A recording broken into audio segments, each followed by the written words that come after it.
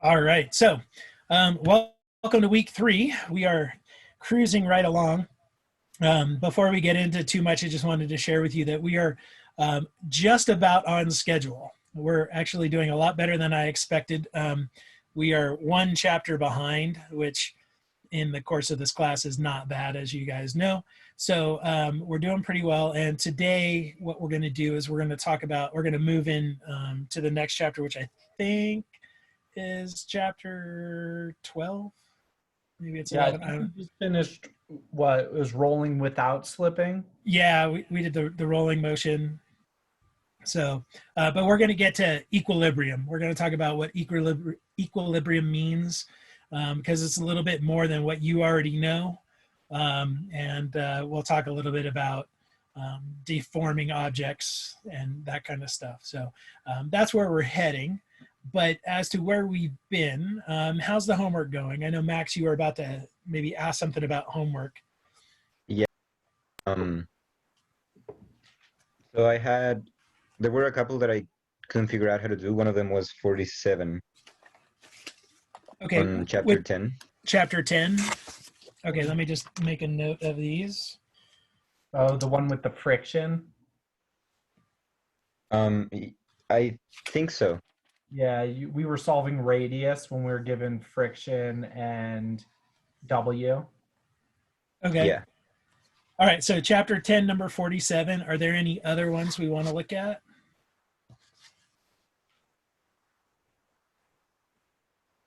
Maybe 117. From the same chapter? Yeah. Okay.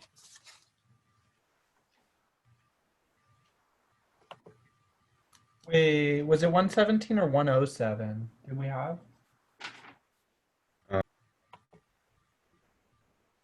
Yeah, it's 117. 117. Okay, and then Eduardo, I just saw you put 68 up there. I'll put that on my list as well. All right, well, let me share my screen. Let's go to the book so we can look at those. And then we'll switch to the whiteboard so we actually do them.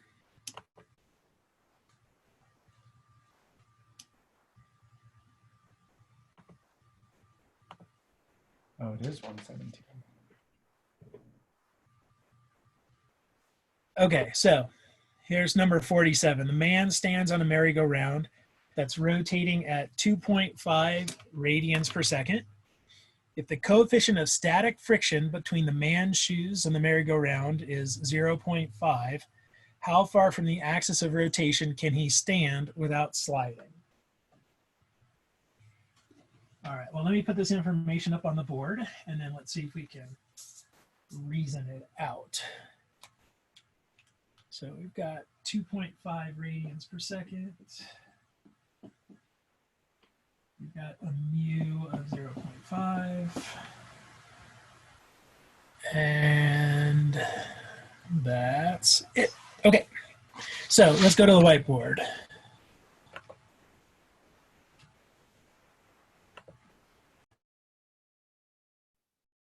All right, so let's draw the picture.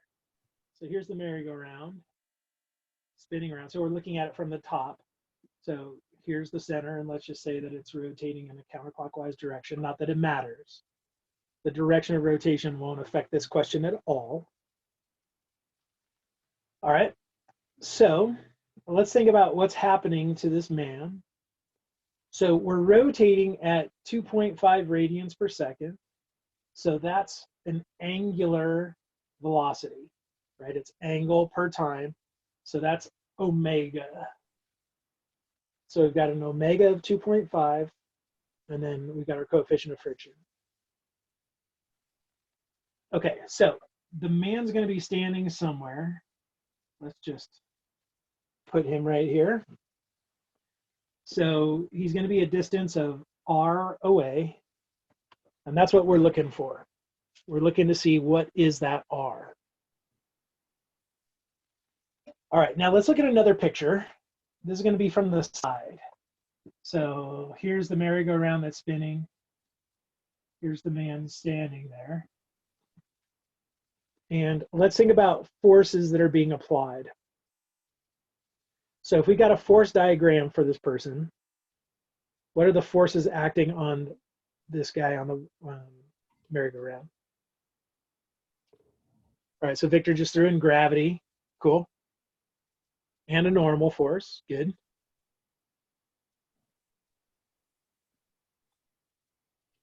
Okay, and friction. Maybe like the centripetal acceleration, I guess. Okay, Oh, so no, that's there acceleration. is going to be a centripetal acceleration, but it's not actually a force that's acting Yeah. on this person. So if we were just draw the force diagram, let me draw them as a box because it'd be a little bit easier. So we've got gravity, and we've got a normal force, and they're actually going to be equal, right? Because he's not levitating, he's not falling through. Those things are actually going to balance. There's also a frictional force. Which way does that frictional force point? Down. Not Towards down. towards the center of the thing. Yeah, it's going to be towards the center. So if our axis of rotation, let's say, is right here, that frictional force is going to be pointing towards the center. Because think about it. If there was no frictional force there, what would happen to this person? He would just fly. Yeah, they'd end up flying off, right, off of here. But they're actually being held in by a frictional force. So this is actually unbalanced. We don't have a balance of forces here. Which then makes you wonder, okay, well then why isn't he going towards the center? Right? Because these things should be going, pointing towards the center. Well, he is. He actually is going towards the center because I want you to think about him at like a momentary instant, like this point right here.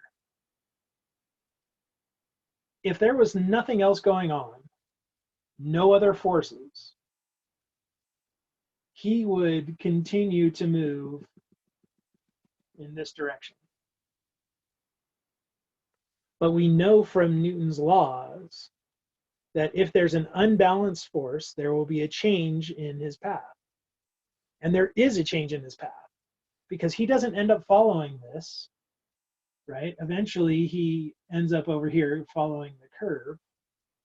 So there has to be a force that's basically pushing him this way, pushing him from that dashed line that he would have followed, but instead allowing him to follow on this curved path. So there is an unbalanced force, and that's the friction. The frictional force is the thing that's actually allowing him to change his path. So this is kind of weird. We definitely have to look at this in a different way than we normally think. Because the way we think about this is that in the absence of the friction, he goes flying off, right? Like I asked that question, and that's what Max said, right? He's like, he's going to go flying. And you guys all think that, right? Because in our experience, that's what happens. He goes flying off. And we think of that flying off as going off in a weird direction. But in reality, the flying off is he's continuing to do what he normally does. He's following Newton's first law. And it's friction that's actually making him change his path. So yes, his position relative to the center, at least distance away, doesn't change. It's always the same. But his location is changing. His velocity is changing, so he's got acceleration. Okay, so what we know is that this friction is basically creating the centripetal acceleration.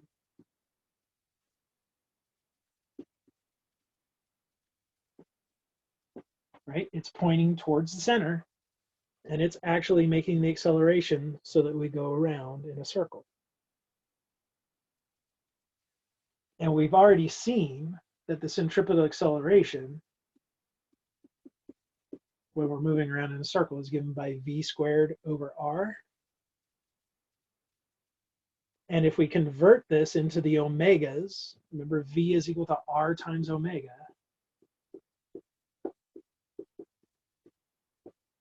So the centripetal acceleration is actually r omega squared. So remember what we're looking for is how far away from the center can he be and not slide off, which means we're really trying to find r.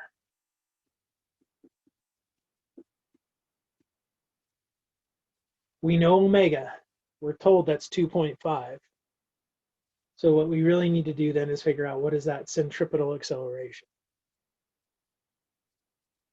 So Victor just put up on the chat, F equals ma, and that's absolutely what we're going to do. We're going to look at the acceleration caused by that frictional force. So let's look at the frictional force, and let's figure out how big it is. So how do you figure out frictional force?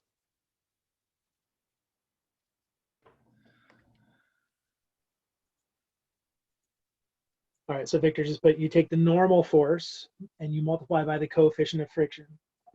So we know that friction is going to equal 0.5 times the normal force. All right, well, how big is the normal force? I feel like we don't know that.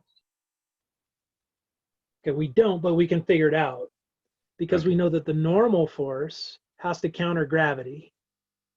Those are the only things that are going up and down. So it's going to be exactly the same as the force due to gravity. And the force due to gravity is its mass times gravity. So it's going to be 0.5 times his mass times his gravity. So that's the frictional force. If we knew how massive this person was, right? 50 kilograms, 100 kilograms, 72 kilograms, whatever, we could actually calculate the magnitude of the frictional force.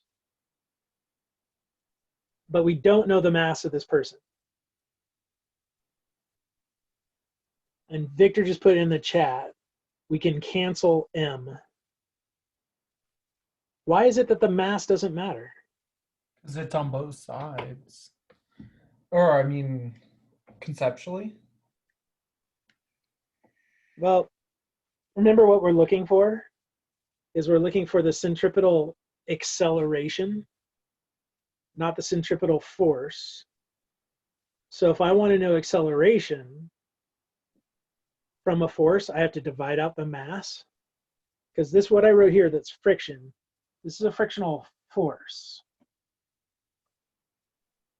So if I want to find the acceleration, yeah, F is equal to ma. So if we were to kind of put this together, we're going to get mass times centripetal acceleration is going to equal 0.5 times mass times gravity. So this frictional force, that's actually the centripetal acceleration times the mass of this person. And the masses do cancel.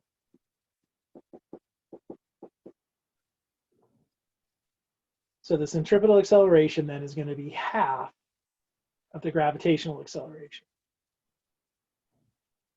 So kind of interesting that it doesn't matter how large this individual is. So we could be talking about a small child or somebody big like me, and it absolutely doesn't matter if the only thing acting on this is the friction between our feet and the merry-go-round. Okay, so we can put that in here for our R. And now what we know is that R is going to equal 0.5 g over omega squared. And we have numbers for that.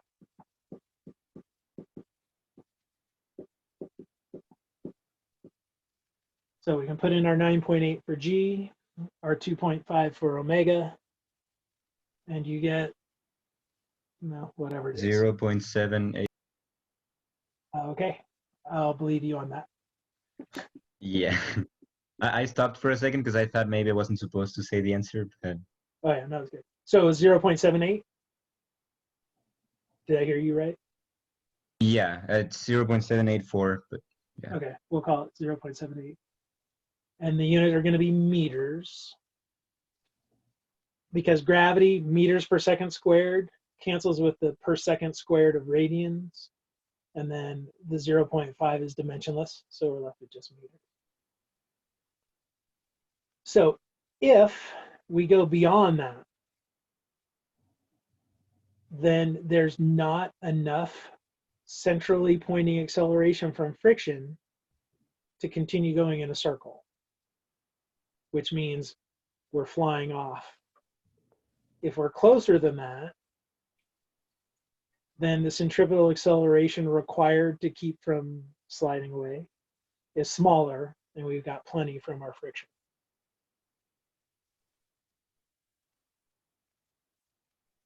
Now, this might feel weird, but you've experienced this. So think about when you're driving your car and you're on a curve. If you're further away, you've increased your R, then the frictional force isn't actually enough to keep you going around in your circle. So what they do is they bank the road. You know how the road will get banked like this? And Oh, now, not only do you have friction pointing in to help you, but you have gravity pointing in to help you. So I don't know if anybody likes to watch like car races, like NASCAR or IndyCar or something, but the next time you do, you see it on TV or you're watching it online, check out the curves and you'll see that they're banked. Or the next time you're out driving, you know, just get on Highway 50, like you're going towards Sac or something, or Kingsbury or any of these, and on the curves, you'll notice that the roads get banked on those curves because now you're using gravity to help you out, right? Because if we were tilted, you'd still have friction pointing you in, but you'd also have gravity, at least a component of gravity, helping pull you in as well. All right, so is this okay for 47? We feel all right with the idea? yeah, thank you. Yeah, you're welcome. But it does feel weird that we have unbalanced forces and you think something bad's got to be going on, but it's not. I mean, it's that unbalanced force that actually allows you to keep moving in a circle. I think it was with Bradley, were you the one asking about the water in the pail when you spin it around? Yes, I was. Okay, because this is kind of the same idea. Think about that pail spinning around in a circle, right? And don't worry about the water, but just think about the pail, like if it's on a string and we're spinning it around. The pail wants to go flying away, but there's a force that's holding it in. And the force that's holding it in this case, isn't friction, but it's the tension on that string. So what happens if that string breaks? It goes flying. Now it goes flying off because you no longer have that centripetal acceleration. And that centripetal acceleration had been caused by the tension, the force that's on that string, right? So this actually happens all the time when we've got something going around in a circle, is that there is something that's causing that centripetal acceleration to allow it to keep curving. Think about a satellite going around the Earth. What's actually creating the centripetal acceleration? Gravity. Yeah, it's the gravitational force between the Earth and the satellite, right? And so that's why certain orbits have to be exactly the right size, right? That's why speed changes with your orbit. Like, here's kind of the weird thing. If they want to speed a satellite up or slow it down, they either move it closer or further away from the Earth.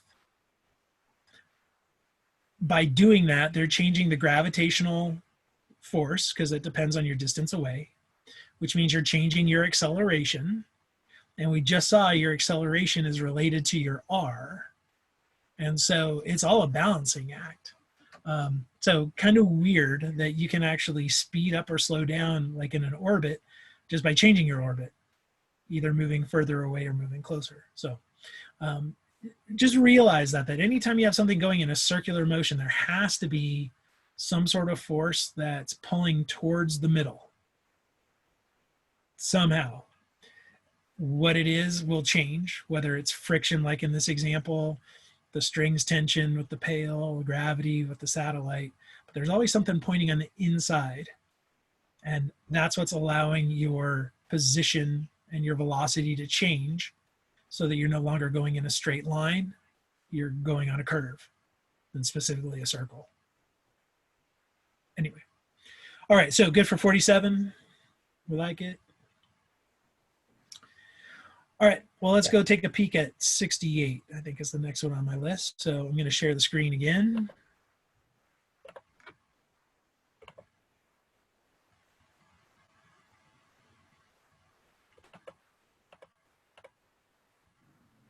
All right, so let's look at 68 here. So we have a pendulum that consists of a rod of mass 2 kilograms and length 1 meter with a solid sphere at one end with a mass of 0.3 kilograms and radius 20 centimeters. So they give us a nice little picture as well. If the pendulum is released from rest at an angle of 30 degrees, what is the angular velocity at the lowest point? All right, well, I'm going to redraw that picture on the board, and then we'll come back to the board.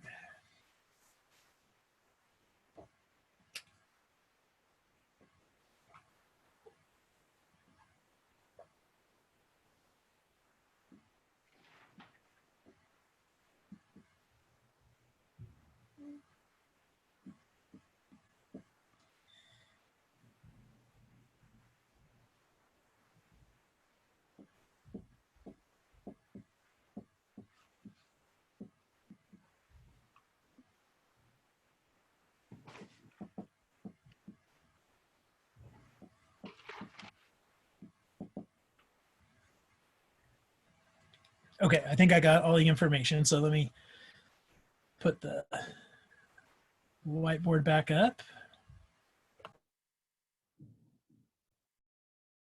All right, so there's all our information.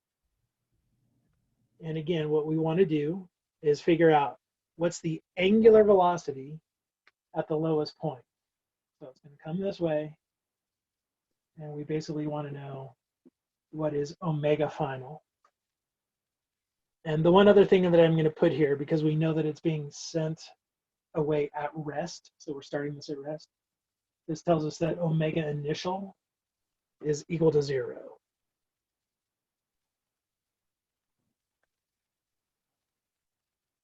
All right. So how are we going to figure out how fast it's going, the angular velocity, when we're at the lowest point? Conservation of angular momentum. Okay, so we could try some sort of a conservation thing. What else could we do? Maybe in the same an energy argument. Okay, do an energy argument. I like that. What else could we do? All right, so can you find the distance with trig? Yes, we could turn this into a distance, a linear argument using distances. Absolutely. It's still more than I want to do.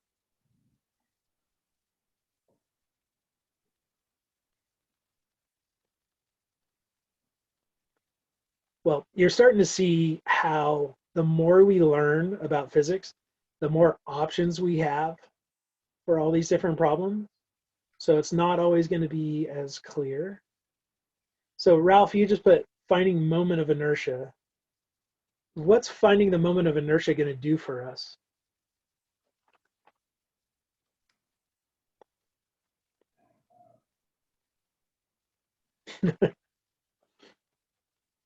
Okay, so yes, it might make us cry, Victor. But what's it going to do in terms of helping us solve this problem?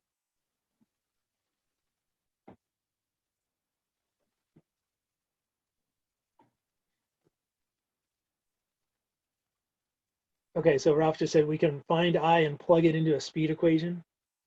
Yeah, if we know I, remember that I is pretty much the angular equivalent of mass. So if we can calculate I, it would let us do any of the things that where we use mass.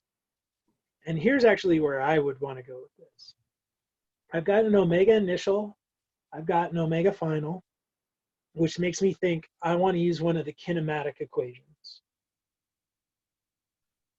So you remember how we have a whole bunch of those, right? We've got all those linear ones, but we also have the angular ones. And I also know stuff about my angles. I know an initial angle, I know a final angle. And so I can use those as well. So that's kind of where I would go. I would look for the kinematic equation that involves omega final and omega initial, and then the angle. And then we have two choices. We can either do time or alpha, but I would figure out alpha because I think figuring out alpha might be a little bit easier. So here's the equation that I want to use. I want to use the omega final squared is equal to omega initial squared plus 2 alpha times the change in my angle. And if you look at this, we already know almost everything. We're trying to find omega final. That's cool. We need omega initial. Well, that's 0. So omega final, that squared is going to equal 2 times alpha. Now I don't know alpha, but if I can find it, we're good. And then do I know my change in angle? Yeah. Yeah, I mean, they tell us that. We're starting with it up here so that it's rotated 20 degrees, and then it's going to come back down. So I actually already know my delta theta. But I'm going to warn you, don't put 20 here. You put 20 there, you're going to fail. What do we It's a need to different do? angle.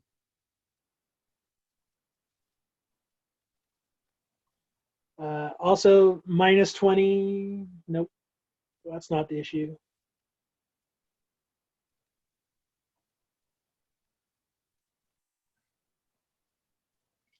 Okay, I'm going to give you a little hint. Think about The angle's 30 degrees, not 20. No, think about me. What do I like most about angles? What do I fight for all the time? There you go, Ralph. We need radians. All this stuff, we have to be in radians when we use like V equals R omega and all this other stuff. So we actually need to convert this to radians. It's 30 degrees, which makes it a little bit easier as far as going to radians. Wait, oh, the original question was 30 degrees? Yeah. Yeah. Oh, okay. I thought in physics we used more degrees, but I guess in this section we're using radians, right? Okay. Hold on a second. We need to have a conversation. Okay, so you're right that in physics, we use degrees way more than we use radians, because we measure angles in degrees all the time. And this is no different, right? Like they told us it was 30 degrees, and I apologize, I wrote it down wrong. It's 30 degrees, not 20 degrees. But the 30 degrees yeah, we can measure in degrees all we want. But when we found that relationship between linear and angular quantities, it all started with S equals R theta. That requires theta to be in radians, because that's how radians are defined. Radians are defined as 1 radian is where the length of the arc is equal to the radius of our path. So that formula, S equals R theta, only works if we're in radians. Well, that led to V equals R times omega, which led to alpha equals R times A. And then when we started putting all this stuff into the angular quantities, we were in radians, and so we have to stay in radians. So where you don't have to change it is when we're actually doing like a trig function on it. You know, like when you did say an inverse sine of 20 degrees or something like that. And that's pretty much where you did everything with trig in physics up to this point, was actually evaluating trig functions, and there it doesn't matter. But now that we're talking about the relationship between rotational and angular quantities, radians, radians, radians, radians, radians. Okay, so radians. When we're doing this stuff, we want to make sure we're in radians. Okay.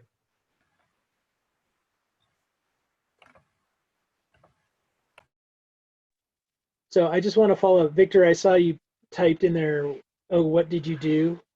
Was that regarding me changing it to 30 degrees? Oh, it was for Max. because he got me all upset about going to degrees instead of radians. Okay. I know it's a very touchy subject with some people, specifically me. All right. Okay, well, anyway, so we've got all those things except for alpha. So let's see if we can find alpha. Real All right. quick, Yeah. won't the change in theta be negative pi over 6? Okay, so is it a negative? Is it a positive? It depends which way we want to define rotation. Because we can think of this as it's going from 30 degrees down to 0 degrees. In that case, it would be negative. But what if we are looking at maybe angle from the horizontal, and I'm going from 60 degrees to 90 degrees? So then it would be an increase. So if we want it as plus or minus, it's going to be completely dependent upon how we set up our system, which way we decide we're rotating. So plus 30, minus 30, sure. We'll make it work out. It's just we have to decide, once we just start deciding, basically what's going to happen is if, let's say our delta theta was negative, we're going to find that alpha is negative. If we go with our delta theta as positive, we're going to get an alpha that's positive. It'll all kind of get caught by looking at how we define our rotation. So I'll explain that better when we actually get to calculating alpha. But just remember that signs, plus or minus signs, just mean direction. What direction are we moving? In this case, which direction are we rotating? And once you decide that, then your omegas and your alphas and all of that, their signs will follow. Okay, so we'll rectify that in a minute. So for right now, let me just put this as an angle. And in radians, it's going to be pi over 6. So I'm leaving it as positive. So basically, I'm saying if we're rotating in a clockwise direction, my theta is increasing.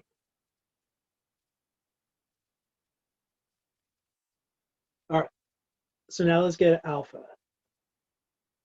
So alpha, we can actually find that from lots of different things. But we probably want to know what I is. So let's get a moment of inertia. So the moment of inertia for this thing, we actually need to do it in two pieces because we've got the bar, right? We've got the rod here, but then we also have the ball. And each of those give us a different moment of inertia. So let's see if we can calculate that. I'm going to rewrite this formula up top here so that we don't lose it when I inevitably erase.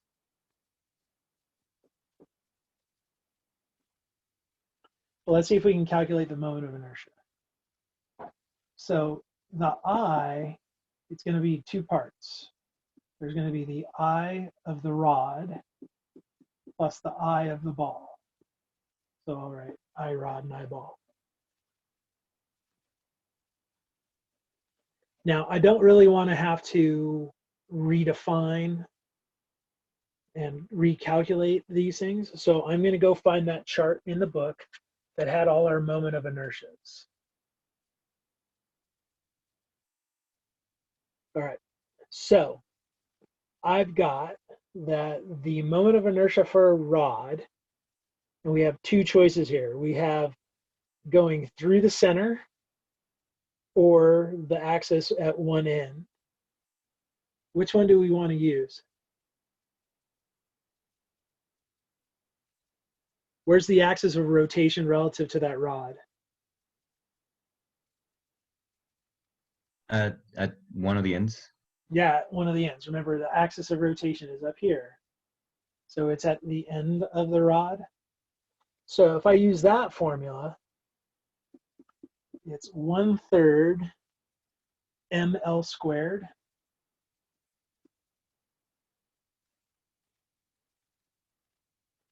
So that's going to be the moment of inertia for the rod. Let's go ahead and put the mass and length and stuff in there. So we've got a mass of 2 kilograms, a length of 1. So that's going to be 2/3.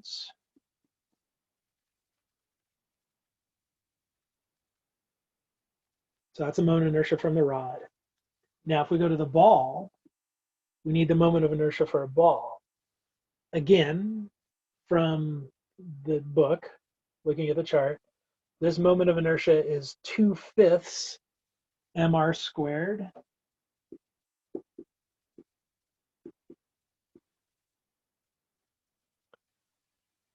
But this is not going to be sufficient for us because that's the moment of inertia about an axis that goes through the center of mass of the sphere. And that's not where our axis is.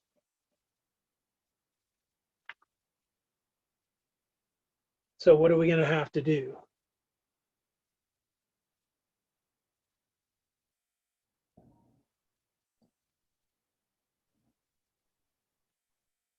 Find a different axis of rotation for it. We don't want to change the axis of rotation because it is where it is. And we definitely don't want to do any kind of an integration thing, Victor.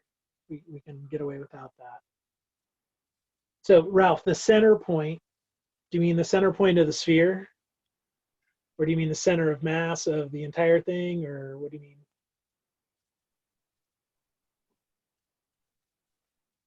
Okay, center mass of the entire thing. We could do that. But again, we don't need to.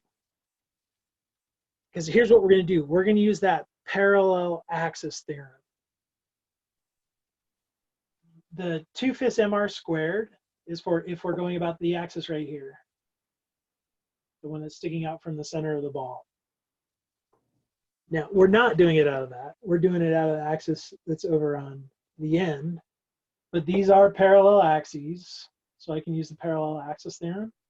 And so what that tells us to do is we take the moment of inertia through the center of mass, but then we add to it md squared, where m is the mass, and d is how far apart these axes are.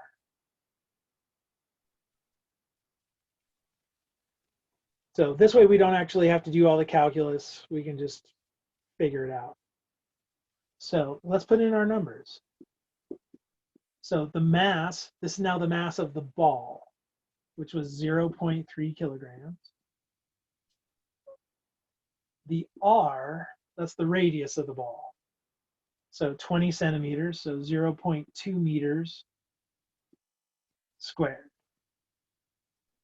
So there's that.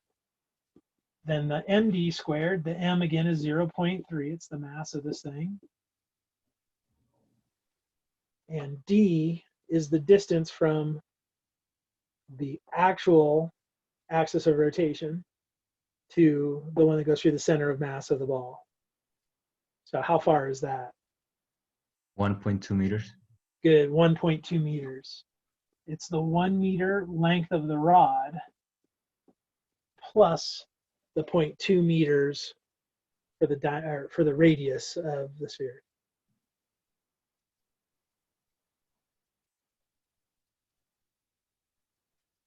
So this is going to give us the total moment of inertia for this object.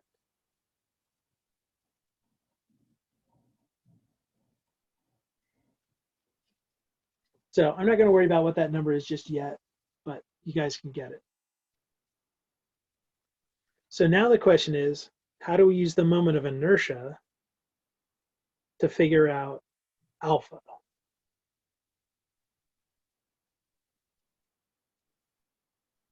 Oh, we use the torque equation, right? Okay, so we can use the torque equation.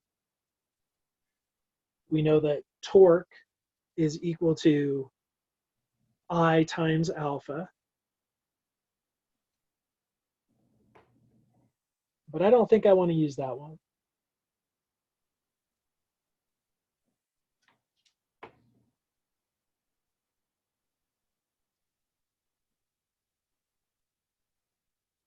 Well, let's think about it. If we're going to do that, that will definitely get us our alpha. And you know what? Let's do it that way.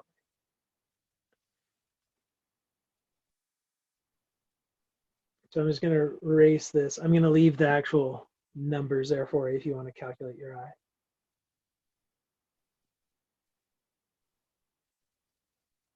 Well, let's see if we can figure out alpha using torque. So we know the sum of the torques is going to equal I times alpha. So if we end up figuring out the sum of the torques, we can just divide by I, whatever this number was. So let's think about this. What torques are occurring on this pendulum?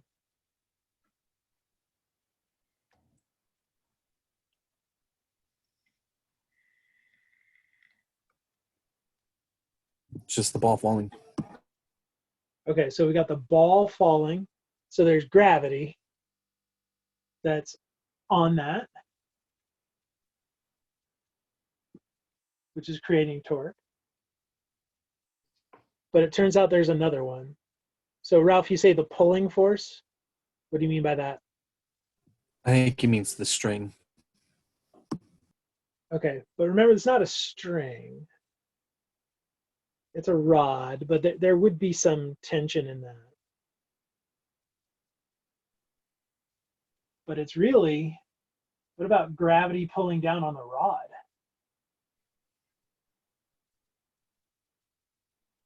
This is no longer a massless string. You know, we make a lot of assumptions in physics, and one of them is often that like strings and stuff don't have mass. Well, this is a rod. This rod has mass, which means it does feel gravity. And Gravity is gonna be acting somewhere like in the center of that whole. yeah, it'll be at the center of mass of the rod.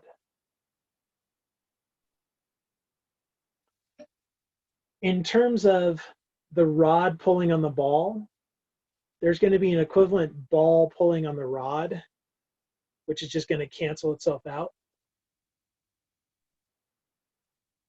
And any other kind of like frictional force here at the pulley, or not a pulley, at the pivot point, isn't going to create any torque. because its distance away is actually equal to 0. So we actually have two torques we have to calculate. So the way that we calculate torque, we need to take the force times the distance away times the sine of the angle in between them.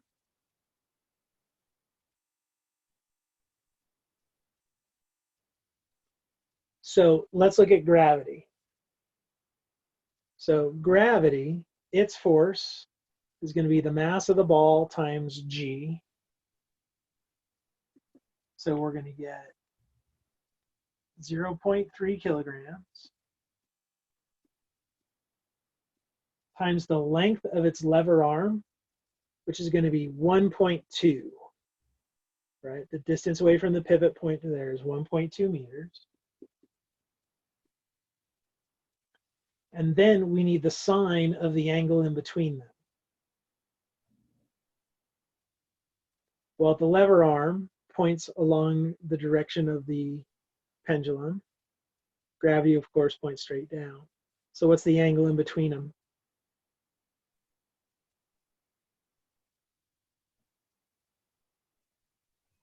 Pi over 6. Yeah, it's the same one. So 30 degrees, pi over 6. This is one where it doesn't matter which one you use, since we're taking the sine of it. But either way, the sine of 30 degrees or the sine of pi over 6 is 1/2. So that's the torque due to the weight of the ball. But now we have to figure out the torque of the rod. Well, its force, oh, I forgot the G, because the force is mass times gravity. So the force of the rod pulling down is going to be G times 2 kilograms. Its moment arm is only going to be 1/2 of a meter, assuming that there's equal mass distribution.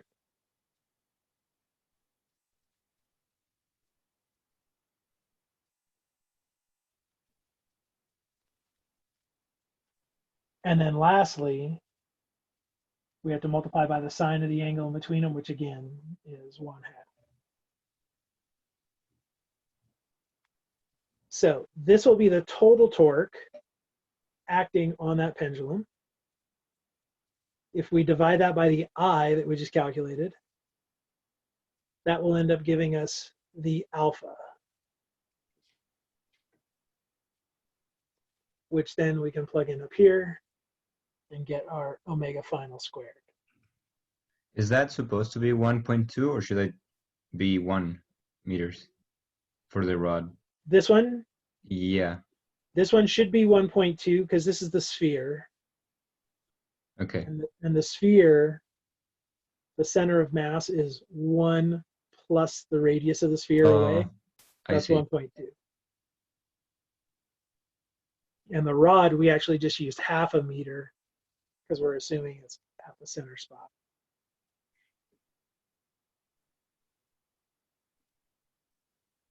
So take this torque number, divide by this I, that gets you your alpha, fire that in here, and you'll be able to calculate your omega final.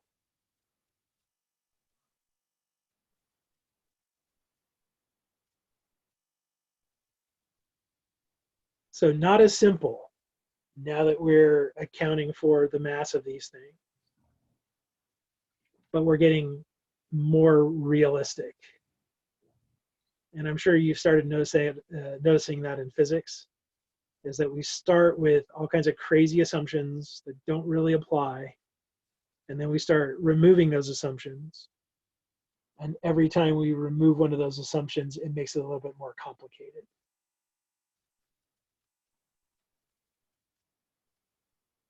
So this will get us there. This gets us our alpha, which then we can use our kinematic equations, and that's going to allow us to figure out this guy omega. But there's another way that we could have done this, and I intentionally ignored, I forget who it was, I think it was Ralph maybe, who put something in there with the 1/2 I omega squared. Let me go look back on the chat. Yeah, it was Ralph. So we do have a formula for kinetic energy, for rotational kinetic energy, and that equals 1/2 I omega squared. And so we can use that to find omega. We just would need to know like initial energy, do the energy argument of energy at the start versus energy at the end. If you were to do that one, let me show you what we would have to do though. So actually, before I go there, questions on these? Is it cool if I erase them? Thumbs up.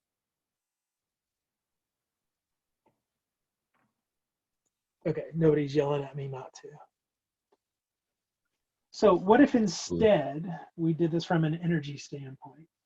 So this is going to be an energy argument. Now, if we're going to do this, we actually have to do two parts to this. We have to look at the linear kinetic energy and the rotational kinetic energy. But when we go to that formula, the rotational is 1/2 I omega squared, we're taking the linear bit and converting it. So we're going to have, again, K equals I omega squared. So we already know I, we calculated that basically. And what we want to look at this is see if we can figure out how much energy there is. Well, if we go back to the beginning, how much kinetic energy do we have? None. None. So it's all potential energy. It's all gravitational potential energy. But we're going to have to do this in two pieces. We're going to have to find the potential energy of the sphere and the potential energy of the rod. In order to do this, we definitely need to set a 0. And so I would actually set 0, this was me, at the center of mass of the sphere when it's at the bottom.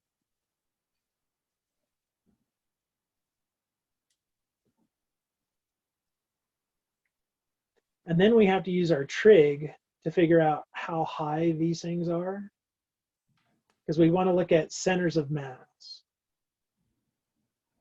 So let's say we want to figure out the center of mass for the rod.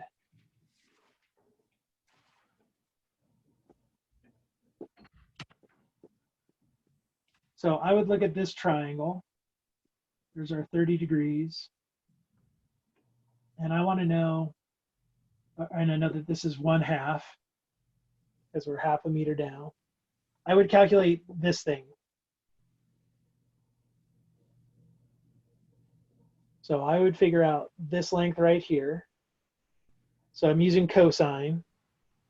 So the cosine of 30 degrees is equal to x over 0.5. So x is 0.5 cosine of 30. But that x doesn't actually tell me how much higher the center of mass went, because the original center of mass was at a y of 0.7.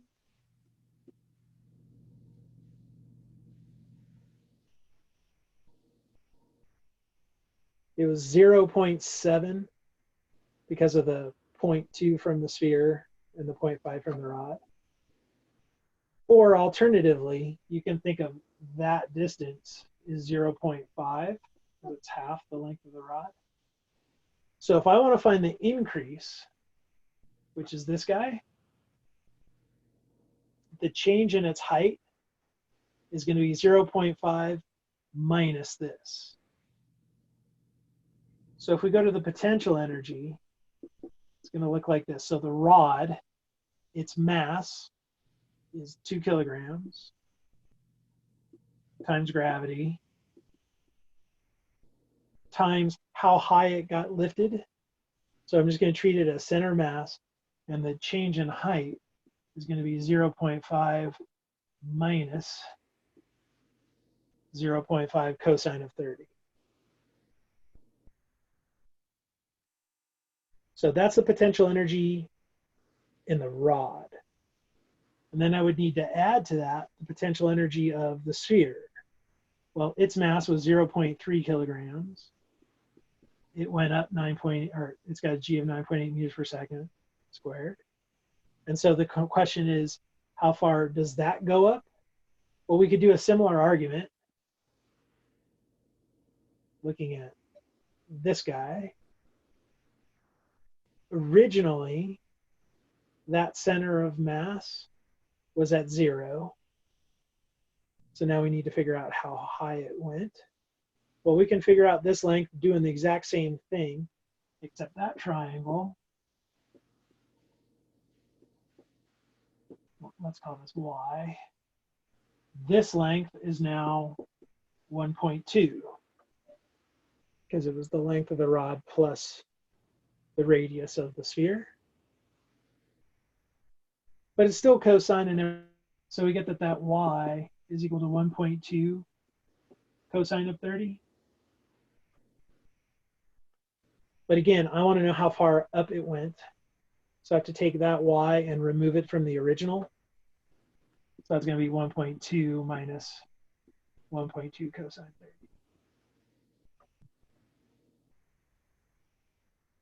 So this would be the amount of potential energy in this system. It then all gets converted into radial kinetic energy, or angular kinetic energy, I mean. So I can take this sum and divide it by that aforementioned I, and then take the square root, and we should get the same thing as going the other path. So there are definitely multiple approaches to this, but either way, we need to treat that rod and that sphere separately.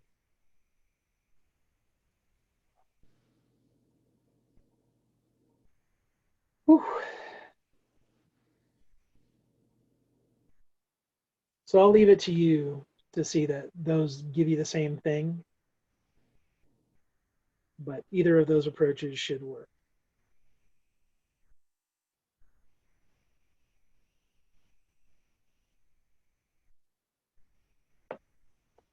All right, so is that okay for, was that number 68? Maybe Yeah. okay is not the right word, but better. So when I attempted this problem, I tried to use conservation of momentum. And Okay. it didn't really, I don't know. I haven't ran these numbers yet, but I didn't get the number that I think it should be. I'm just curious. You don't have to go over it, but is it possible to go that route? Okay, so the thing about this one is that you can't really use conservation of momentum because there is an external force. You've got gravity. So when we talk about conservation of momentum, we have to be like a closed system.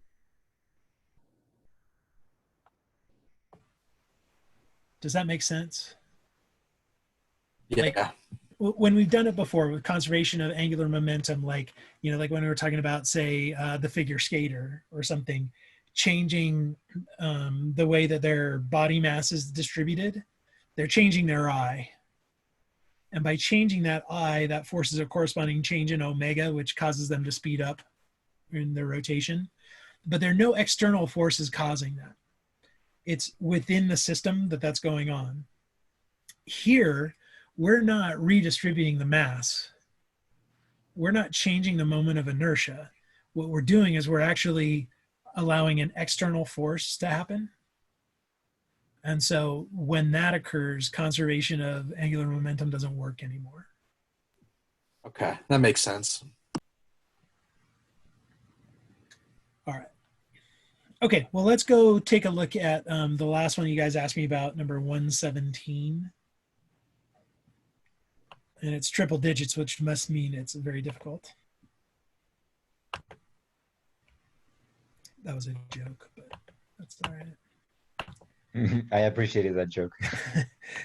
And I gotta say, this is the other hard part for me is I get zero reaction from my quote unquote Yeah. jokes, not even groans or anything. So yeah, it reminds me of a story. You guys know who Rodney Dangerfield is or was? He's a comedian from back in the like 80s. He was in Caddyshack and some other schools, movies like that, like Back to School and stuff. But I guess in Caddyshack, when he was filming, he was telling all these jokes, and of course nobody's laughing because they're not supposed to laugh on the set. And he's like, "I'm just bombing," and one of his co-stars is like, "What are you talking about? You're killing out there."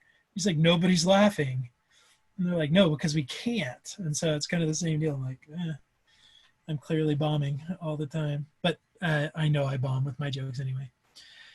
All right, so let's look at 117. So two children push on opposite sides of a door. They both push horizontally and perpendicular to the door. One child pushes with a force of 17.5 newtons at a distance of 0.6 meters from the hinges. The second pushes a distance of at a distance of 0.45 meters. At what force must the second child exert to keep the door from moving? Assume friction is negligible. All right, well, let me draw a picture and then we'll come to the board.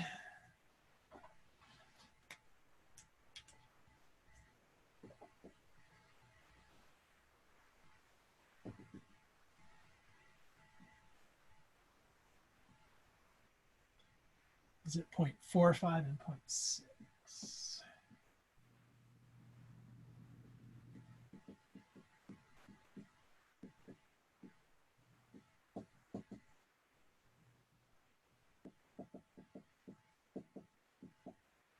And the one is pushing with 17.5.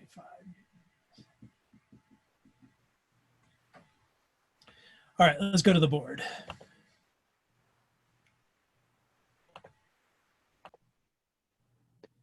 All right, so here's a picture of the door from above.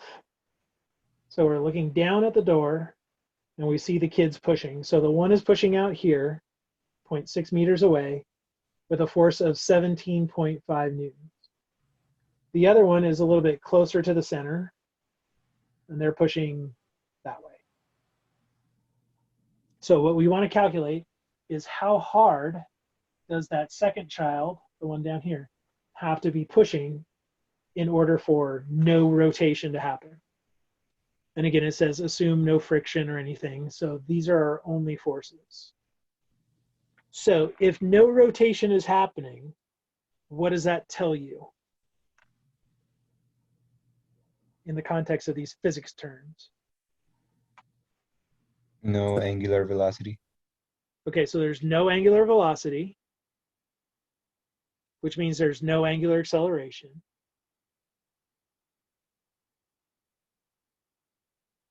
So what do we have to have happen to get no angular acceleration?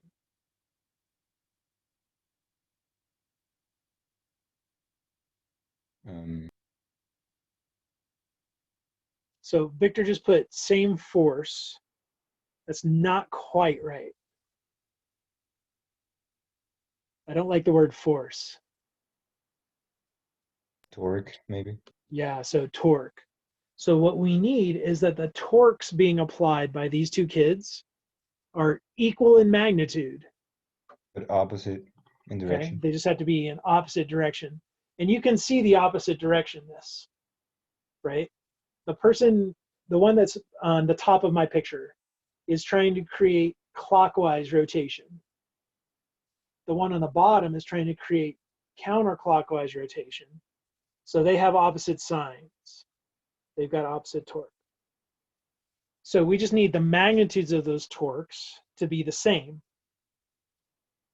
because by design, they're going to be pointing in opposite directions. All right, so how do we calculate the torque?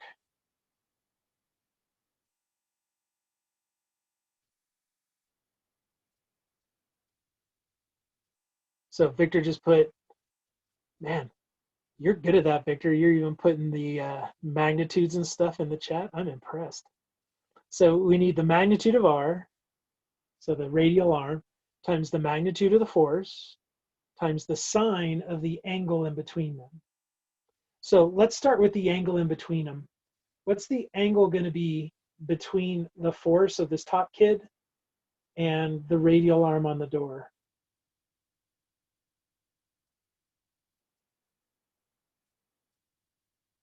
So Victor just put in pi over 2. They're perpendicular. So they're at a right angle. So the sine of pi over 2 is equal to 1. And the same thing's going to happen for the kid down here because they're pushing in perpendicularly. And it said that in the book, right, in the problem.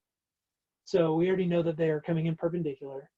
So that means the two torques, torque 1 is going to be 0.6 meters times 17.5 newtons. Torque 2 is going to be 0.45 meters times some unknown. So we'll just call it X. Now we'll call it F. So that's going to be the force being applied by the kid on the bottom of my picture.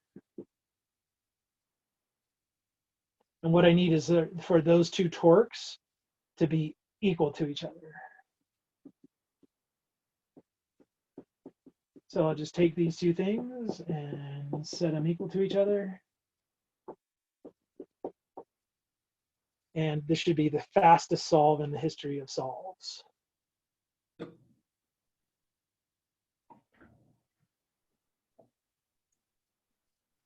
So I don't know if anybody's actually calculated it yet, but even without calculating it, I know that this unknown force has to be bigger than 17.5 newtons because it's being applied closer to the axis of rotation. That person's going to have to push harder to try to keep it from opening. So if you ever have to barricade yourself in a room, you want to put all of the mass that you've got that's going to block it. You know, you're going to put like dressers and bookshelves and whatever. Put it all out at the end because that's going to create the most torque, which is going to make it hardest for it to rotate open. Now, you have other issues like maybe the door gets broken, gap forms in the middle and that kind of thing. So when the zombies are coming, it's a little more complicated. But if it's just purely torque, you want all of it out as far as possible. So anybody get a number? 23.3. 23.3? Yeah. So an extra just about 6 newtons, which is about a third. So you're having to do about 33% more force when you're that much closer. All right, so okay for that one? Yeah. Maybe not as complicated as it seemed, I hope. Yeah, that was actually pretty easy. Yeah, a lot of it is just figuring out what they're asking. You know, when you read through that and they're saying they both push horizontally and perpendicularly to the door, and you're like, what the hell does that mean? But if you can kind of get through that and get to the picture, it can definitely make this a little bit easier. All right, so good for that one? Yep. All right, let's take a quick break. We've been going for quite a while here, just on the homework, but that's okay. But let's take a break. So I figure my clock says 4:22, so let's plan on 4:30. We'll come back and we'll do some more. So I'm going to pause recording. Okay, so let's think about equilibrium. Now, if I apply forces that are equal but opposite, I'll be in equilibrium. So again, holding this pen or this rod, there's the force due to gravity pulling it down. My hand is applying a similar force upward, so a normal force that's keeping it in equilibrium. So it's not moving up and down. Okay, but with rotation, you can actually be applying the same forces, but still get rotation, right? So, for example, let's see if I can do this. It's only going to be very temporarily that it's in translational equilibrium. But think about right now, as I've got it right now, the forces are all being balanced, right? Because it's not moving. And now there are actually three forces. There's the weight of this rod that's being at the center of mass, applying at the center of mass, which I'm going to move my index finger here. The center of mass is like over here. So there's a force pushing down, gravity. Now on my index finger here, there's a normal force pushing up, helping balance. And then, believe it or not, out the other index finger is pushing down. This one's pushing down to help balance it out. So that's a balance of forces that's keeping me in complete equilibrium. If I remove my index finger, you saw it spin, and then it started to fall, right? So it spins, then it falls. That moment while it's spinning, the forces are still balanced because it's not vertically changing. What's happened is the force that had been in my finger pushing down is now on this finger that's holding it up. And I still have equal forces. However, it's causing rotation because of where they're located. So when we get to the equilibrium thing, we want to actually take everything into account. Not only do we have to have forces balanced, we also have to have torques balanced. So there's a little bit more to it than what you've seen before. So let me go to the board, and I'll draw a picture of what was going on here with my fingers and the little rod. And we'll talk about how we need to balance torques as well as forces. Okay, so let me draw this picture.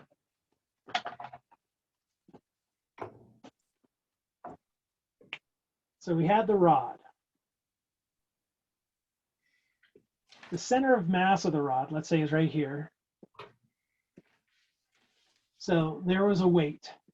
We'll call it mg for that rod.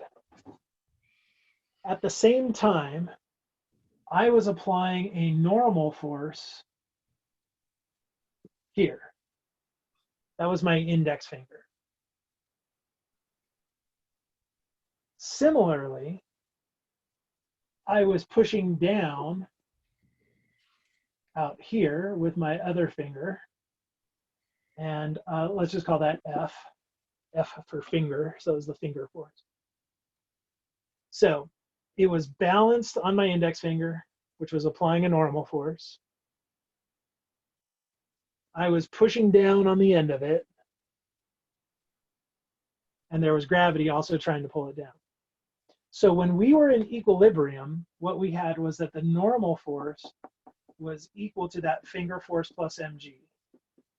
So this was our force balance. But there was also a rotational balance. Now, where was the axis of rotation? Where do you think the axis of rotation was in this situation?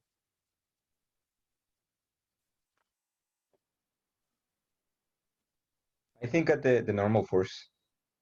Okay, so Victor suggested at mg. Max just says where the normal force was.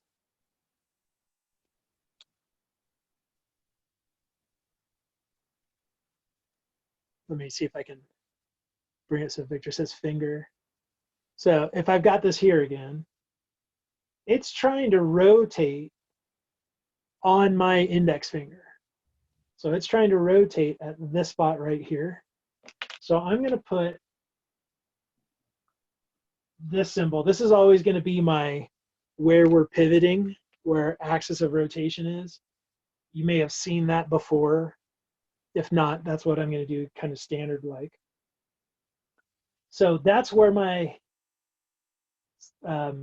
axis of rotation is. So let's think about this now in terms of torques. So in terms of torque, each of those forces is going to be producing a torque. They are all perpendicular to the radial arms, so we don't have to worry about the sine of theta business. And so if we look at this, the normal force isn't producing any torque. Why not?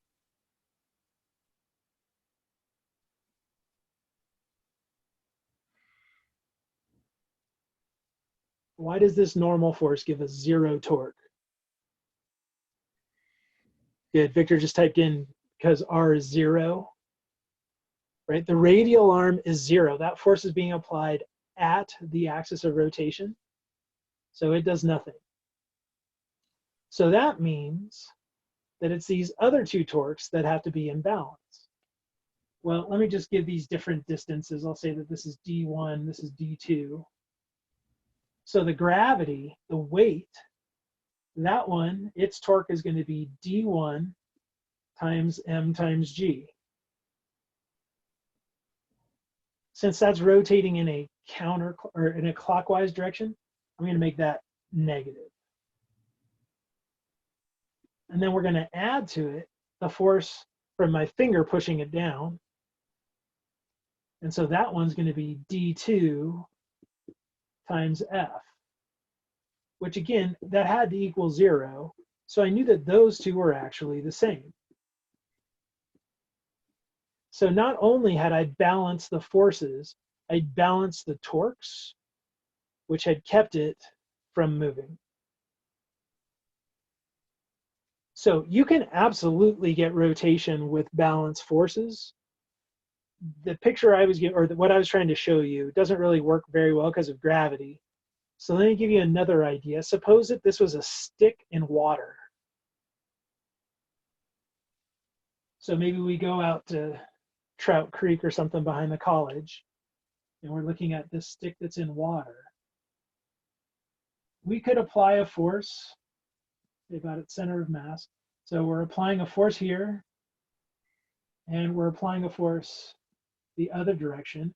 And let's say that those two forces are the same magnitude, and we're the same distance away. So in this situation, we're going to have balanced forces, but we're still going to get torque because each one of these is trying to rotate it counterclockwise. So they're going to add together, and the net result would be rotation. It wouldn't move. It would just sit there and spin.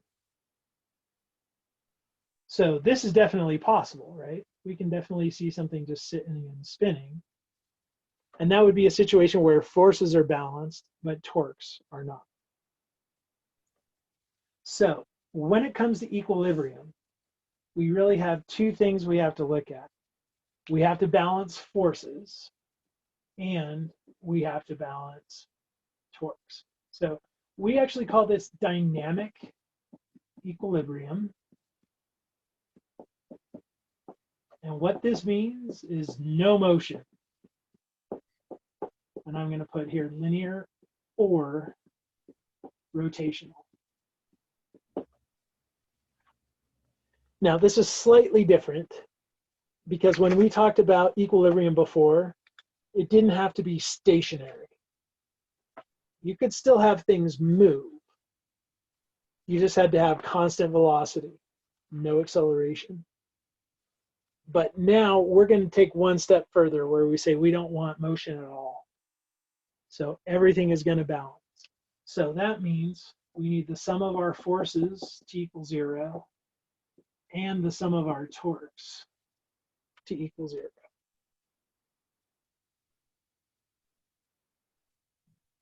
So all this is going to do is really just add one more thing to the mix. We already know we have to balance forces, but now we have to balance torques. And it's kind of, it might be kind of surprising how often knowing the torques is necessary to be able to deal with this sort of situation.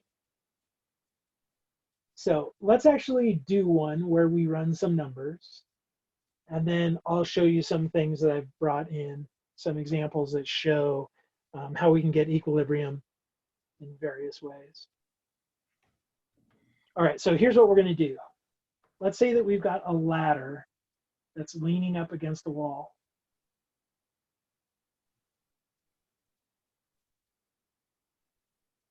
Let's say that the wall is frictionless.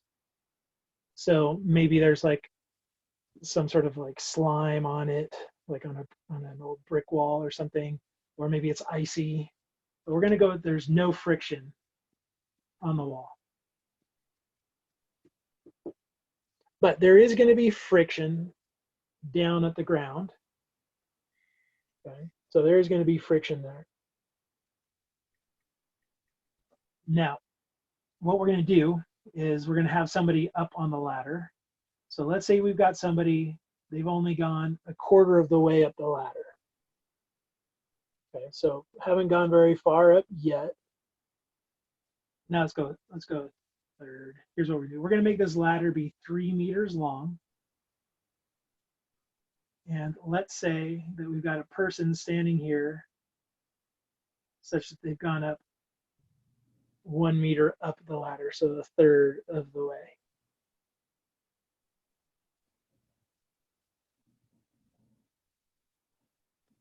So here's what we're going to do. I want to calculate a couple of things. One, I want to figure out how much force is actually being applied to the wall. And then I also want to figure out what is the minimum coefficient of friction, of static friction, that's needed at this point to keep this ladder from falling, right? Because if the friction is too little, the bottom of that's just going to slip right out, and then we're going to do a face plant. So let's see if we can answer those questions making use of dynamic equilibrium. So again, let me write what our goal is. We're going to find the force at the wall. So let's call that point A. We're going to find the force at the wall, and then we're also going to find the minimum mu(s) to keep us from falling away.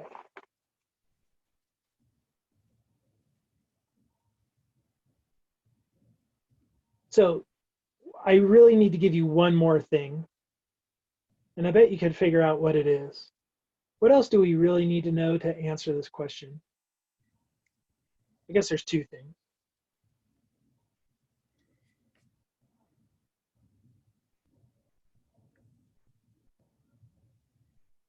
Okay, so Victor just put in angle, and for sure you need to know the angle. We change the angle on that, you can see that the force on A is going to change greatly. Because what if A is almost vertical, or this ladder is almost vertical? So like, let's say it's at 89 degrees. Now there's not going to be that much force at A, as opposed to if it slides out. So let me give you an angle. Let's just say that this theta is, say, 53 degrees.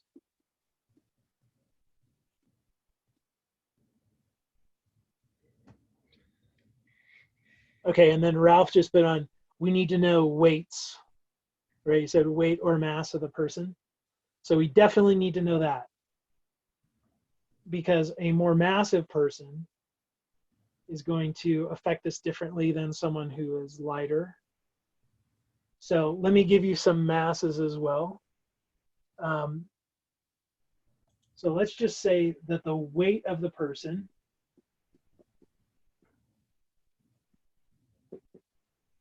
is 800 newtons.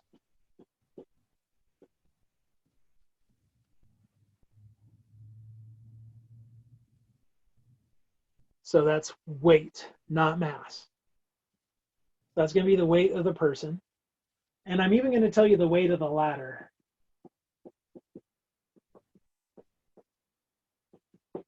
Because that's going to matter as well.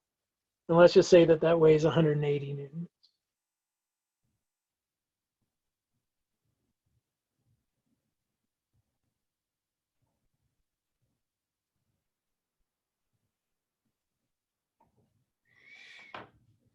All right.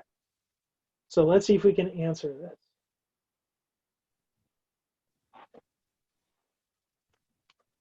So let's start by drawing forces. Let's balance forces. Then let's balance torques.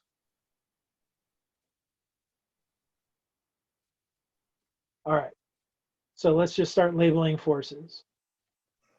I'm going to erase this picture and redraw it just so it's less cluttered. The person is at 1 meter, right? Yep.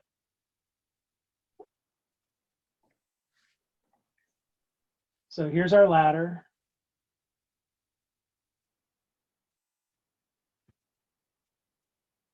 So here are some forces. We're going to have the weight of the person. So there's going to be an 800 Newton force right there.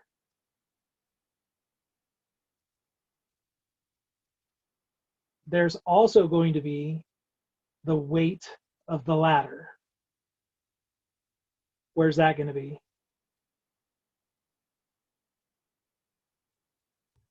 All over the ladder. So we're going to apply that at the center of mass of the ladder. Oh. So we're going to assume that it's evenly distributed. So that's going to be a 180 Newton force down.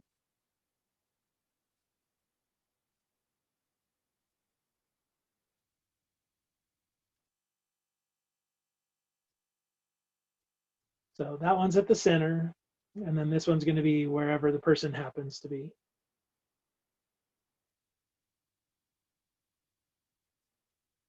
All right, what else do we know? What other forces are there?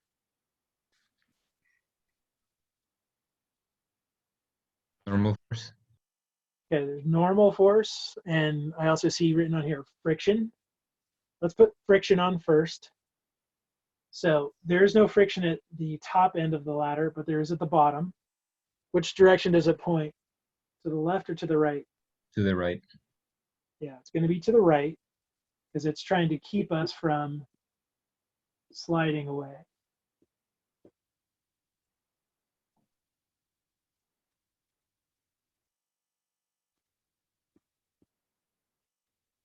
Okay, so there's our friction. We don't know how big it is. We know there's going to be friction. And then, Max, you said normal force. Yeah. Where's our normal force? And what direction does it point? I feel like it would be perpendicular from the ladder. But I don't know. Actually, So where in the ladder? At the bottom, at the top, in the middle?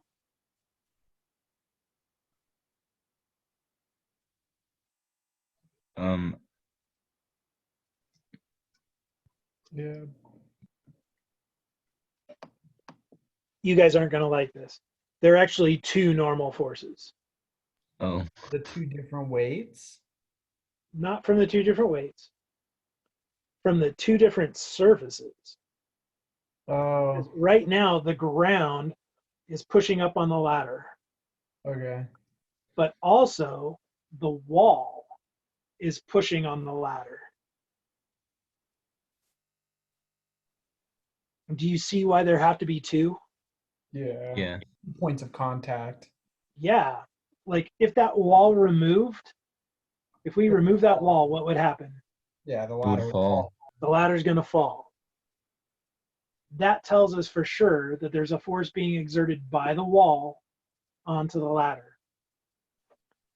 And this is one of the things I suggest you do when you're trying to figure out normal forces and all that, is just think about what would happen if object A got removed. Would there be a change? If there is a change, then you know that there had to have been a force, a torque, something being applied. So we know that since the wall matters, there's going to be a force from the wall, and I'm going to call this N1. So there is one of the normal forces. Similarly, there's going to be a normal force at the bottom that's pointing up. Because you remove the ground, and this thing's going to fall. So there has to be a force from the ground pushing up. So there are actually 5 forces here. The 2 weights, the weight of the ladder, the weight of the person, the frictional force, and the 2 normal forces. So in terms of balancing those things out, let's see what we've got. In the y direction, we've got that N2 is going to equal 800 plus 180.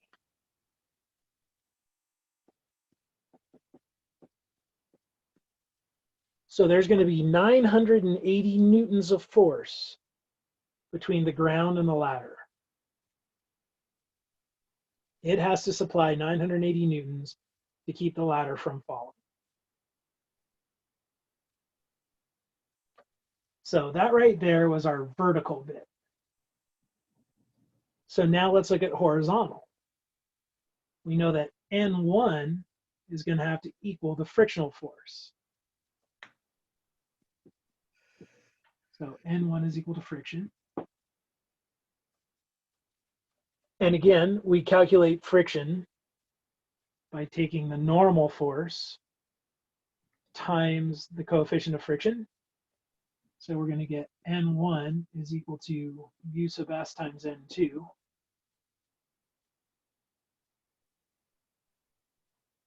So N1 is just going to be off from N2 by whatever the coefficient of friction is.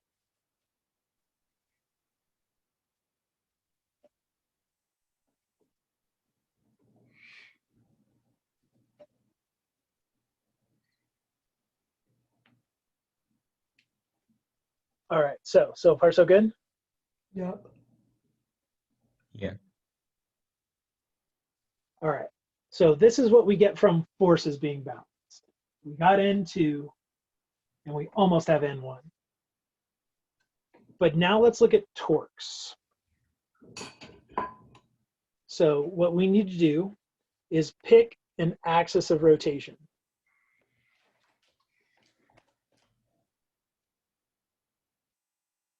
Where do you think would be a good place to pick an axis of rotation?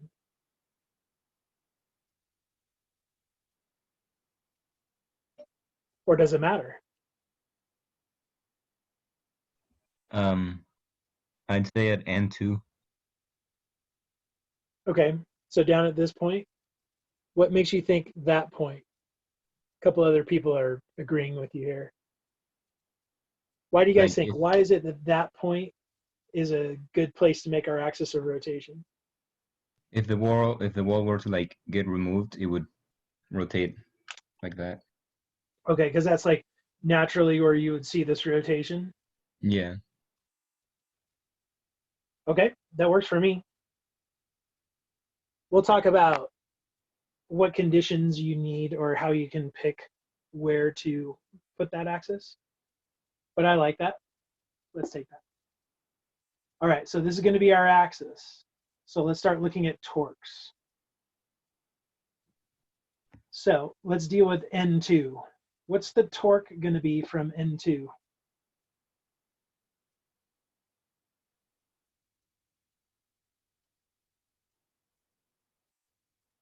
And you shouldn't have to calculate.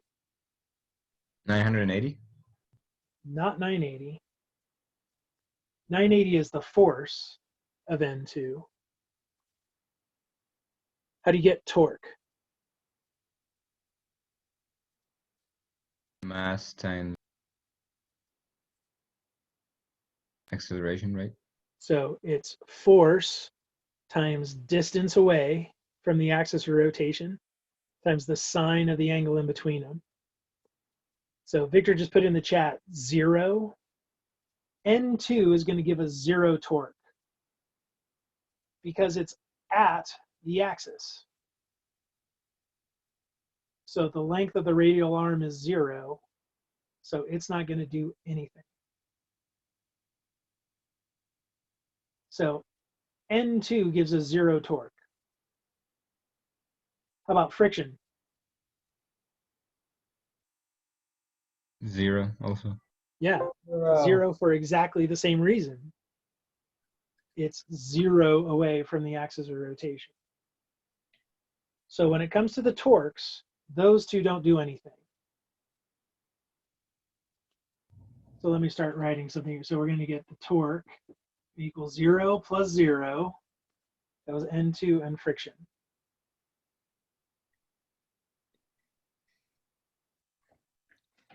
All right. So now let's put on the others. Let's jump over to N1. Now N1, we don't know its force. So it's just going to be N1.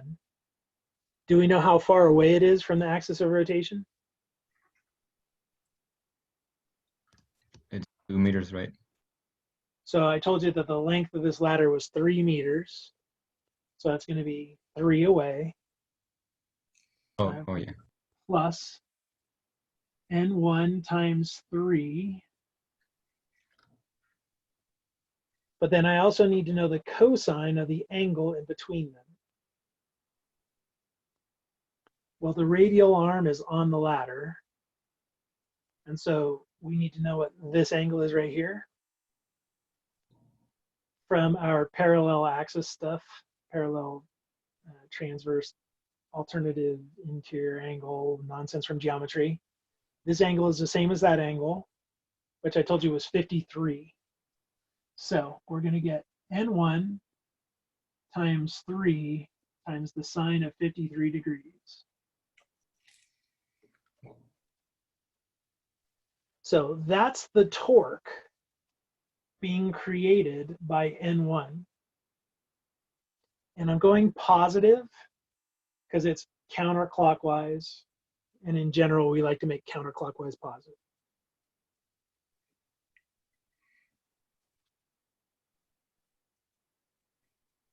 All right, so now let's move to the ladder. First thing, we're going to make it a minus because it's trying to rotate the ladder in the opposite direction. We know its force is 180 newtons. We need to know how far away it is from this point. Well, if it's half that ladder, it's going to be 1.5 meters. And then we need the sine of the angle in between them. Let me erase the weight of the person here for a second.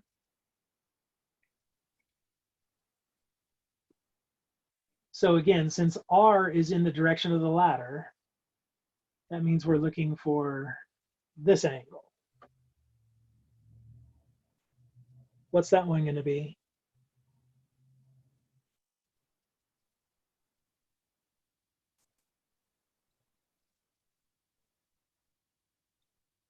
All right, so Jesus just threw in 37. Victor said 90 minus 53. Yeah, you look at this little right triangle that we're forming. This is going to be complementary, so it's going to be 37 degrees.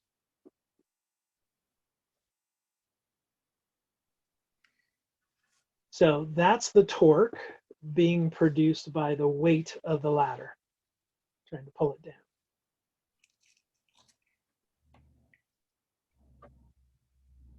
So now let's go to the person that's climbing the ladder. So this time, their force is 800 newtons.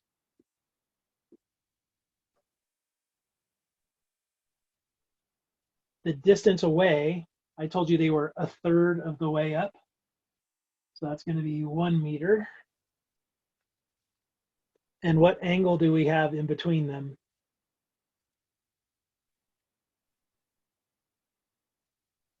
Yeah, it's the same as before. Yeah. It's another 37 degrees because that vector points in exactly the same direction as the weight vector for the ladder. And so what I know from that is that the sum of those torques has to equal 0 as well. So let me rewrite that up here, just so that we've got all these formulas together. And I'm going to rewrite it. So the N1, since that was positive, we'll just leave that here. So we've got N1 times 3 sine of 53 degrees. That's going to equal, if I move the other stuff over, 180 times 1.5 plus 800 times 1.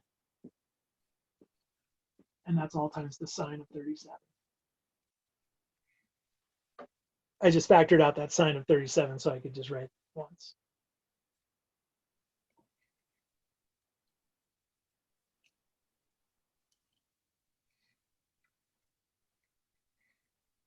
All right, so that's what the torques tell us. But if you look at the torque, the equation we got from torque, the only thing we don't know is N1. We can solve that. We can actually get that value. So if we punch that into our calculator, we're going to get N1.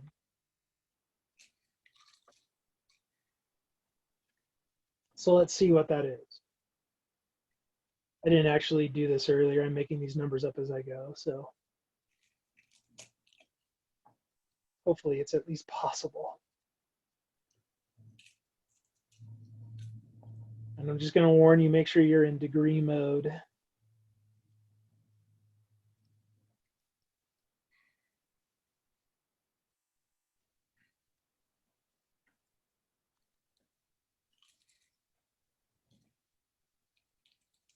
So I got 268.77. Anybody else get that?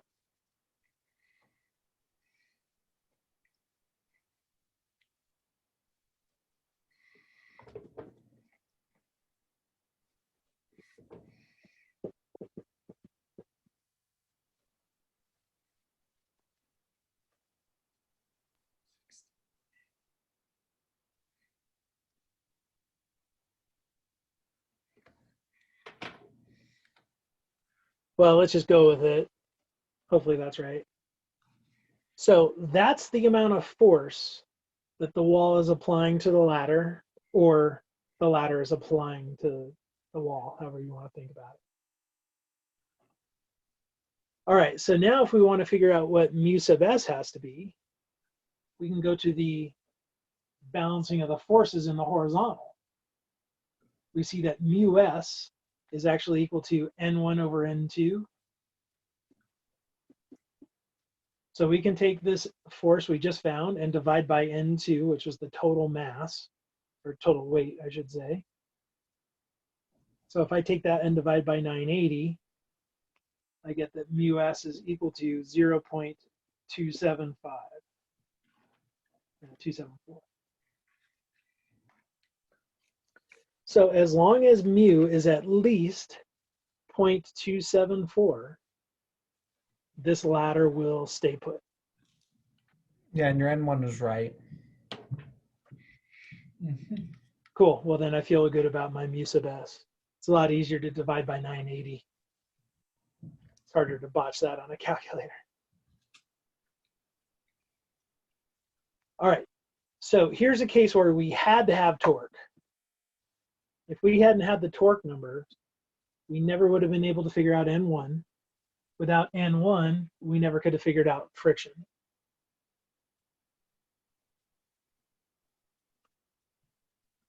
Let's look at this. Let's change some things, and let's see what would happen. First, what if our person is higher up the ladder?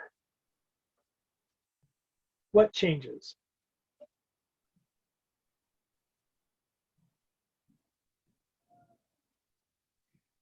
Okay, so Victor just said R. So the R for that force is going to be larger, which means the torque is going to change. In terms of the formula and stuff, that was this guy here, where this 1 was. if we move further up the ladder, that number gets bigger, which means that N1 gets bigger. So as we climb this ladder, there's going to be more and more force on the wall. Does that make sense? Mm-hmm. Yeah. Yeah, it should. It should definitely make sense that there's going to need more force to counter the we're trying to rotate. Okay, well, if N1 increases, we come back and we look here, to get bigger N1, we're going to need to increase mu. So friction has to be greater to keep it from sliding away if we're further up. Now, I don't know if you've had experience climbing ladders, but when you do get high up there, the bottom does want to push out more, which is why it's always a good idea to have somebody else down here holding the ladder. But as we move up, it's going to require more frictional force. So there's going to be some point where we might get too high for the frictional coefficient, depending upon what this is. That's why a lot of ladders have those like rubber bottoms. I don't know if you've ever seen that, but they've got little like rubber things that go on the bottom that help, because that rubber usually has a greater mu than the metal does for surfaces. Okay, so as we climb up, we're increasing the force on the wall, which requires more friction to counteract.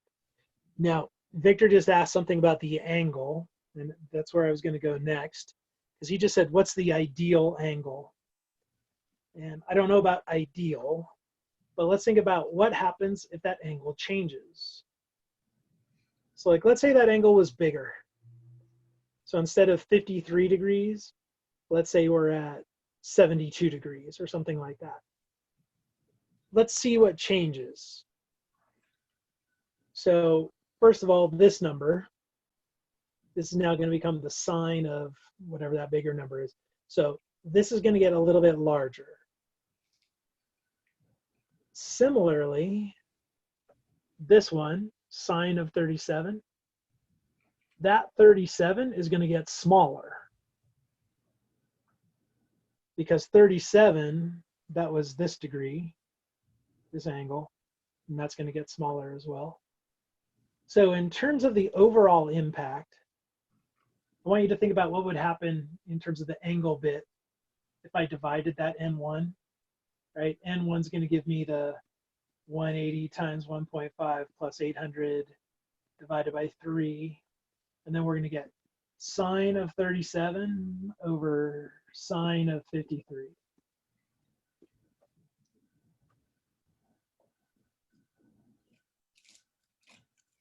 So let's think about that ratio right there. I'm going to erase this vertical bit of forces because that was boring. Nothing changed. So let's look at this. Sine of 90 minus theta divided by sine of theta. So theta is the angle we've got to the ground. Well, here's a little trig fact for you. The sine of 90 minus theta, that's the same as cosine of theta. Ooh. Ooh. Yeah, that's what the co does, is complementary. Yeah. So cosine is complementary sine, sine of the complementary angle. Well, cosine over sine is cotangent.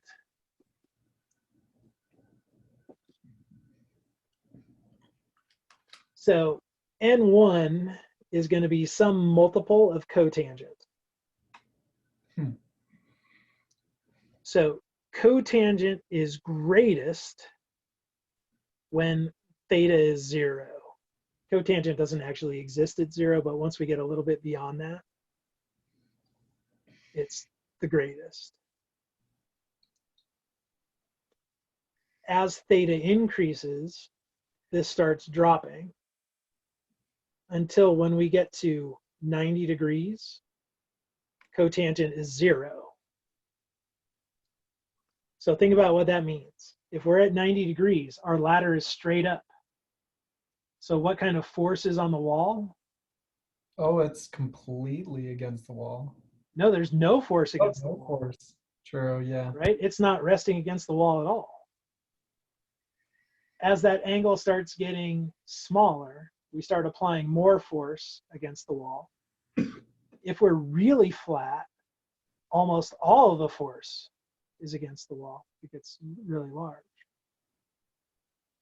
So The bigger the end, then the bigger the top force, then the bigger the frictional force we'll need. correct. So as theta increases, we decrease N1. Decreasing N1 decreases this coefficient friction that we need. So if this surface is slippery, you want the ladder to be more vertical. If you've got lots of friction, feel free to angle it really low. But you're going to get to a point where this number, this coefficient number, is too big. Hopefully you remember that there's a limit to that. So at some point, it doesn't really matter how frictional this is. Eventually, you're going to get an angle that's so small that it will fall. Anyway, so this torque argument really helps you see what we experience in real life. So to get back to Victor's question of the ideal angle, I think the question is ideal for what? Because there's a lot that we have to balance here. Depends on the weights and all the different things. It's going to depend on the weights. It's going to depend on how long the ladder is. Also, there's a trade-off. The more vertical it is, the more work you're going to have to do to get yourself up. And I mean literal work, right? Because you've got a greater displacement because it's at a steeper angle. So I guess if, as he said, to not die, again, it depends. And then the other thing that we didn't take into account in reality is what about friction against the wall, right? Because we were going against a frictionless wall. If there was friction against the wall, think about what that would do. Now there's a force trying to push you up on the wall as well, right? Because as we try to slide down the wall, it's going to push up. That's going to counter your normal force from the ground. That's going to decrease your normal force, which decreases the frictional force, which, right? And so there are all kinds of things that come into account here. But I seem to recall that you want it like 80 degrees, 70 degrees, something. It's in the 70s or 80 degrees that you want your ladder to be, that it'll be more stable. But again, it kind of depends on what you're doing. And you never actually want it straight up. Straight up's bad. Yeah, what's the problem if it's exactly vertical? You have no N1, so you'll just fall over because you have no support opposing support. There's no support from the wall. So think about it, we're vertical, and it's going to take just a little tip backwards, and you're going. So all it takes is a slight adjustment in your weight, and you're gone. So you definitely want it against the wall, but you want it fairly vertical. Not straight up, but fairly vertical. And you definitely don't want it at like 45 degrees. Plus, then you're not getting the advantage of the ladder. You're not getting up as high, which is kind of the whole point of the ladder, right? We're going to use a ladder because we want to get to somewhere near the top or kind of high up. So with this stuff, we could almost like solve out good balancing then? Like if I were to balance an object, you could use all the different forces to like find the right angles and position to have a correct balance. That's Absolutely. balancing stones, or if I want to climb up like, because there are people that can climb up ladders that aren't supported. They Right. just like climb up, but they they know how to distribute their weight or their forces to keep it upright. Exactly. So if it's vertical, they'll tip it a little bit, but have their body back here, Yeah. right? So they'll adjust their weight back here. And so the weight of their body is creating a torque that's countering the torque due to the ladder. As they move up, they have to change the angle of the ladder because they're changing their Yeah. location of their mass, which is changing the torque. But yeah, this is That was pretty cool. yeah, it's a real thing. So let me show you an example. You can probably see in the background of this image, you see a bottle of wine back there, right? It's not because I'm an alcoholic, because I don't drink wine. But this, I can show you a really good example of how this torque stuff can create equilibrium. So let me just go grab that real quick.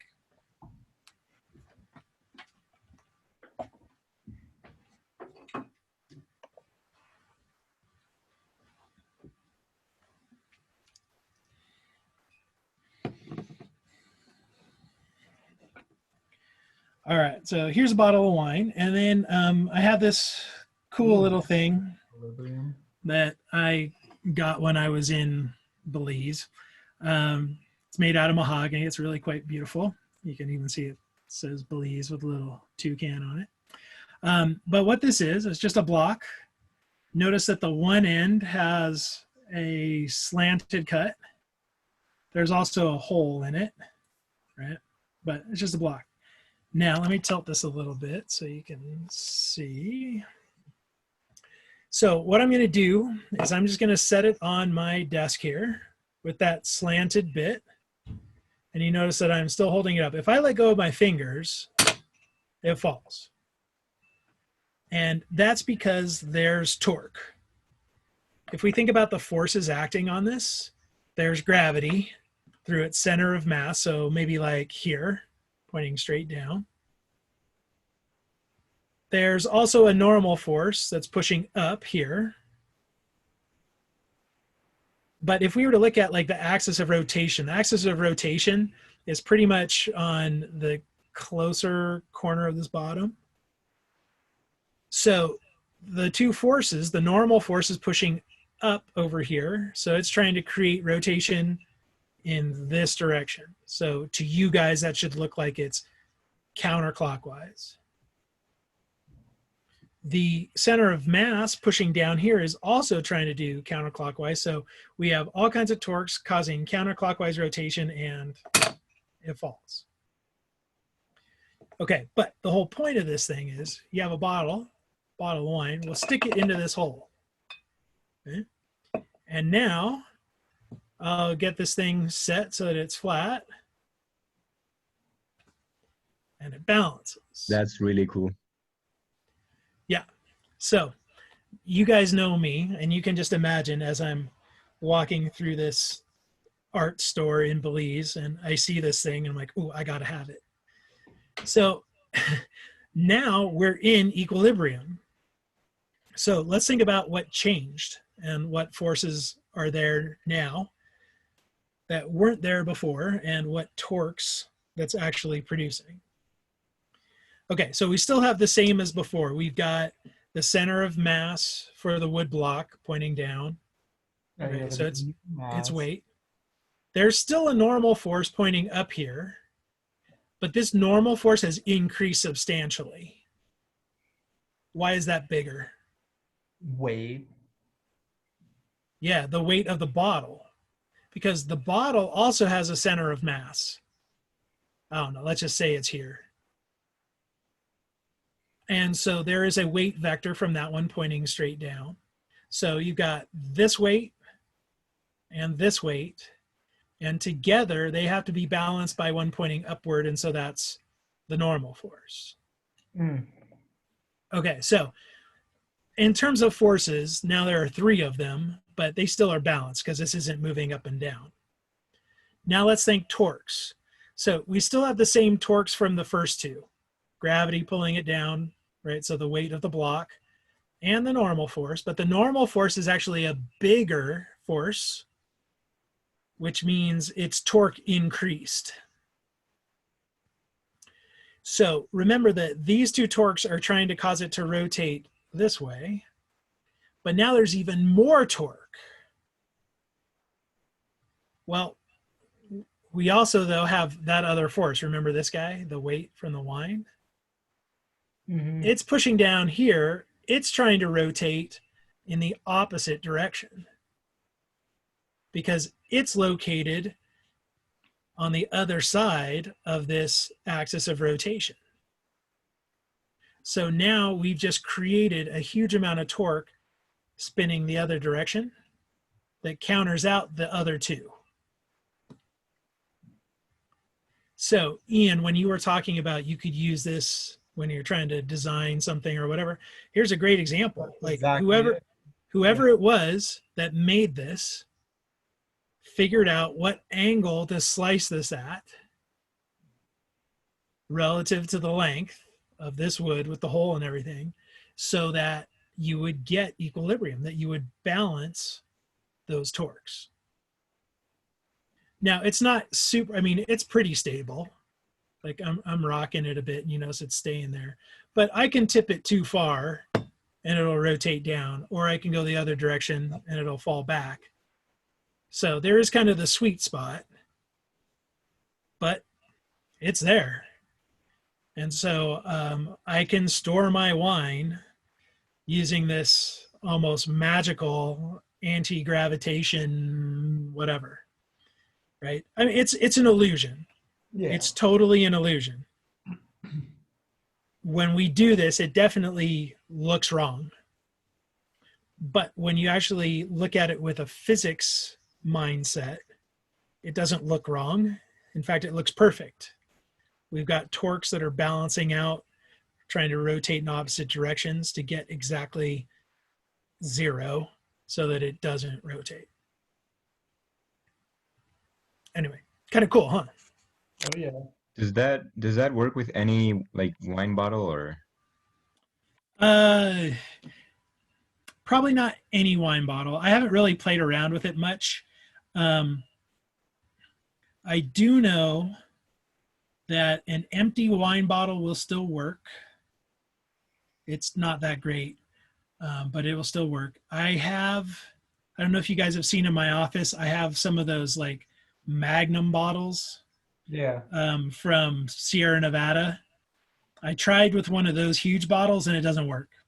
The center mass gets shifted way too far over and it rotates it. I've got a water bottle here. That's You can only take a bigger block or a different angle. so this water bottle is only partially filled. So the mass distribution is way too far inward and it does not work. I wonder if I can somehow trick it. No. So it's not necessarily going to work with everything, but I think just about every standard wine bottle, because they're all roughly the same size, right? They're not identical. Like if you go to the store, don't do it now because, you know, but if you go to the store and you go and you look at all the different wine bottles, you'll see that they're all roughly the same size. So I think with just about any standard wine bottle, this will definitely work. But it's definitely like magic, but not. So cool party tricks, right? This is why you can do all kinds of things like balance forks on the edge of glasses with, you know, drinking glass with a toothpick or things like that. You're just making use of the physics, balancing torques and forces. So now that we've got rotation, we need to take that into account, that the rotation, the torques have to balance as well as the forces. All right. So questions about that? No, we good? Oh, that's pretty cool though. Yeah. Anyway, so welcome to my world. When I wander about, I definitely see science in just about everything. So, like, you guys know that Darth Vader puzzle that's all the slices. Yeah. That same thing. I was at a toy store. I saw that, and I immediately went, "Ooh, volumes by slices." So yeah, the joys of living in this world with this brain. So in general, it's good. In general, it's good. All right, I think this is a good place to stop. So what we'll do on Wednesday is pick up the story, maybe do another example of one of these equilibrium problems, and then talk about how forces and torques and things can change the structure of stuff. Because, you know, like bend it, lengthen it, stuff like that. So I'm going to hit pause